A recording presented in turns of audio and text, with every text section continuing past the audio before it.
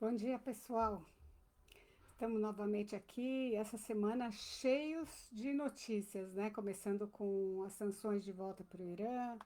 Enfim, mas a notícia maior foi o circo da Assembleia Geral da ONU, que chegou de novo a Nova York, como todo ano. Além do trânsito infernal, dos carros diplomáticos estacionados em qualquer lugar e de qualquer jeito, os bloqueios de ruas e avenidas pela polícia para passagem de dignatários aumentaram demais o caos da cidade. Mas o espetáculo principal foi, sem dúvida, na ONU. E, como esperado, o presidente francês Emmanuel Macron anunciou que a França reconheceria o Estado palestino. Para isso, ele escreveu um discurso com palavras de efeito e citando a história.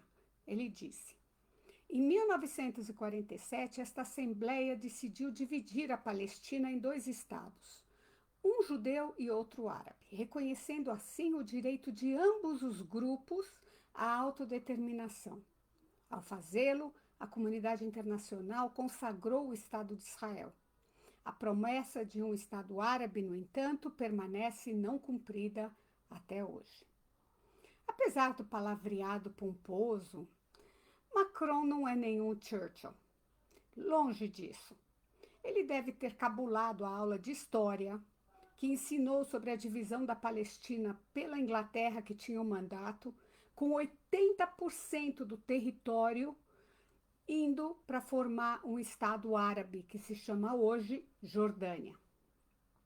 Ele também esqueceu de notar que, mesmo ficando só com 20% do que era para ser a Palestina como a casa do povo judeu inteira, né?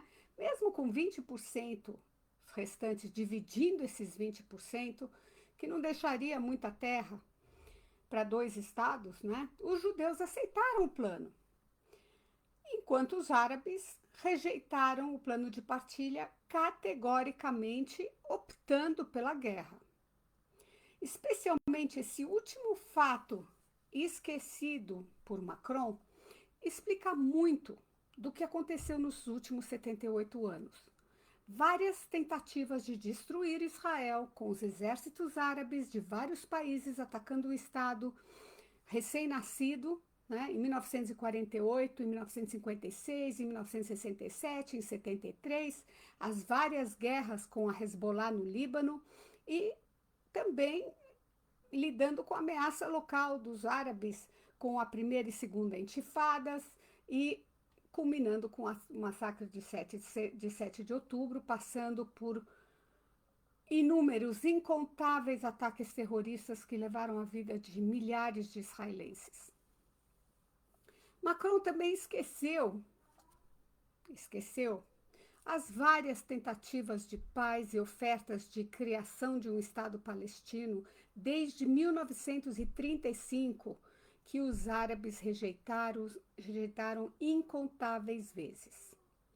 Outro ponto importante, esquecido por Macron, foi quando ele disse: nada justifica continuar a guerra em Gaza, nada. Mas, de fato, há sim algo que justifica continuar a guerra: a libertação dos reféns e a completa derrota do Hamas, com seu completo desarmamento e remoção de qualquer posição de controle, poder ou autoridade na faixa de Gaza.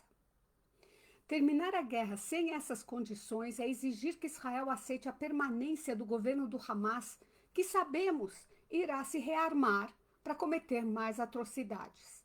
Seria o mesmo que aceitar que Hitler e os nazistas continuassem no poder depois da Segunda Guerra, continuassem na Alemanha, dirigindo a Alemanha, ou oferecer, que tal, oferecer à Al-Qaeda um estado a poucas milhas de Nova York. Isso faz sentido na cabeça de alguém? Pensando estar na Disney ou na terra do La La La, né, como a gente fala em La La Land, Macron também aventou a ideia da ONU estar, junto com a autoridade palestina, envolvida na segurança de Gaza para garantir a segurança de Israel. Uhum, sim. Conhecemos as forças da autoridade palestina em Gaza e na Judéia e Samária. Elas são corruptas e permeadas por terroristas e vimos como conseguiram conter o Hamas, mesmo depois de terem sido treinadas e monetizadas pelos Estados Unidos. As missões da ONU não são menos e desprezíveis, gente.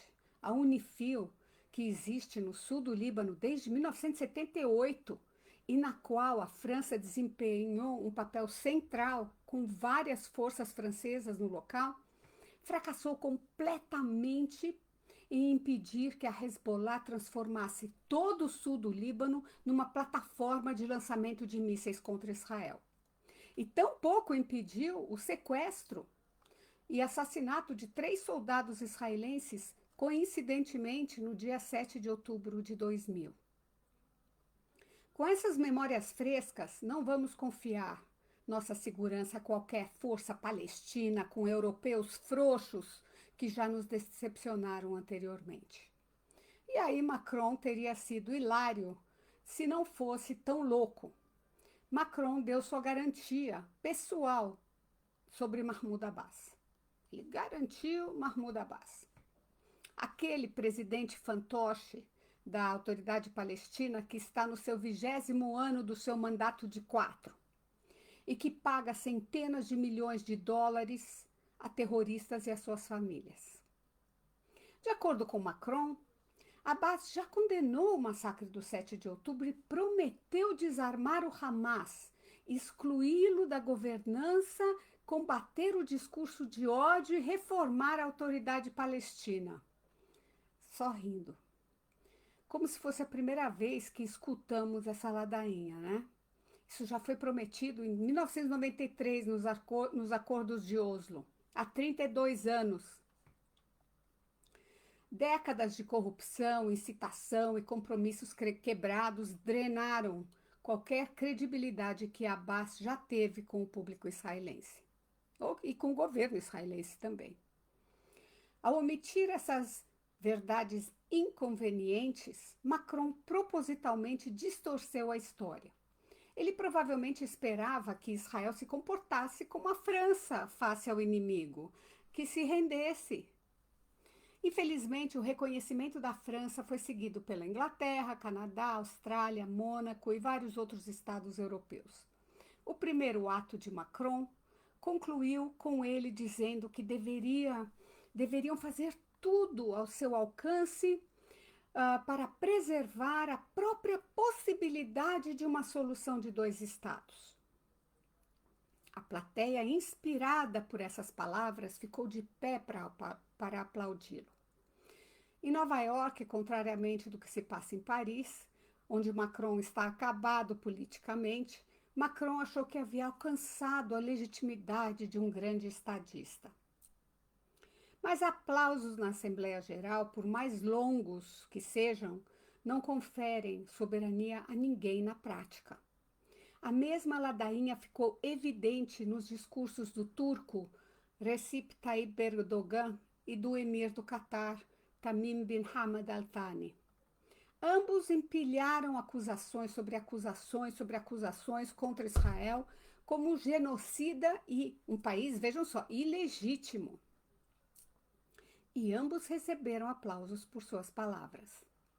Erdogan disse que a campanha de Israel não era uma guerra, mas uma política de deportação, exílio, genocídio e massacre, e acusou as ações de Israel de serem um genocídio transmitido ao vivo. A linguagem de Thani não foi menos venenosa. Ele denunciou o ataque israelense de 9 de setembro contra líderes do Hamas em Doha, sem mencionar que ele estava violando a lei internacional ao albergá-los. Denunciou o ato como um ato desonesto de terrorismo de Estado. Acusou Israel de tentar tornar Gaza inabitável e afirmou que Netanyahu via a guerra como uma oportunidade para expandir os assentamentos e mudar o status quo do Monte do Templo. Como se israelenses estivessem prontos agora para se mudar para Gaza, para expandir os assentamentos, e como se tivesse mudado o status quo do Monte do Templo. E aí ele terminou dizendo: é difícil cooperar com essa mentalidade, é impossível. Ok. O pior é que nos dois discursos o Hamas teve suas ações desculpadas, justificadas ou apresentadas como um pretexto explorado por Jerusalém, por Israel. Em nenhum momento o massacre do 7 de outubro foi condenado ou os reféns que ainda estão em Gaza mencionados. Ou que o Hamas é a razão pela qual essa guerra começou e continua até hoje. O rei Abdullah da Jordânia foi igualmente desonesto. Ele não mencionou o Hamas nenhuma vez e declarou que os palestinos, do qual ele detém 80% do território, não é? Estão vivendo com interminável violência. Como se essa guerra tivesse acontecido porque aqueles israelenses malignos simplesmente acordaram um dia e decidiram bombardear Gaza sem qualquer razão. Enfim, outra vez Israel é agressora, os palestinos são vítimas perpétuas e as atrocidades do Hamas e os reféns são apagados da memória. E então veio a Indonésia, uma surpresa, o país muçulmano mais populoso do mundo. Em seu discurso, o presidente vou arrasar o nome dele, Prabowo Subianto, disse: devemos também reconhecer, respeitar e garantir a segurança de Israel, só então poderemos ter paz de verdade. E terminou o seu discurso dizendo: Shalom. Ele não foi muito aplaudido. O discurso de Trump na ONU, por seu lado, não poderia ter sido mais diferente. Ele acusou o Hamas de rejeitar repetidas ofertas razoáveis para fazer a paz, alertou contra recompensar com reconhecimento prematuro atrocidades horríveis como o 7 de outubro e insistiu que aqueles que querem a paz devem se unir em uma mensagem: libertem os reféns agora. É claro que, como em todo o circo, depois do show, os artistas voltam à sua realidade. O reconhecimento sem soberania é simbolismo, sem significado. Sem nenhum significado prático, no chão. Macron no pódio parecia presumir que ele pessoalmente levaria a Europa a traçar um novo Oriente Médio, cheio de paz e amor. Mas isso é pura ilusão. Essas declarações europeias, por mais chocantes que elas sejam aos nossos ouvidos, não alteram nada na prática, gente. E os palestinos sabem disso. Por isso que não vimos ninguém, nem em Gaza, nem em Ramallah, sair para comemorar esses reconhecimentos. Eles só distribuem doces quando os judeus são assassinados.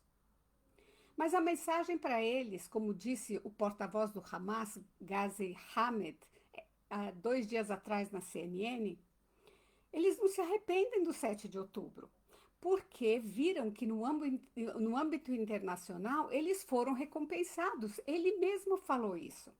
Em outras palavras, o terrorismo para eles paga.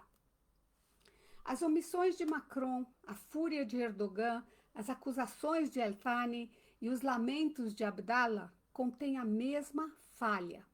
Tiram o conflito do contexto histórico, ignoram o papel do Hamas e transformam a ONU num palco para atos de ilusão. Na ONU, essas ilusões são aplaudidas.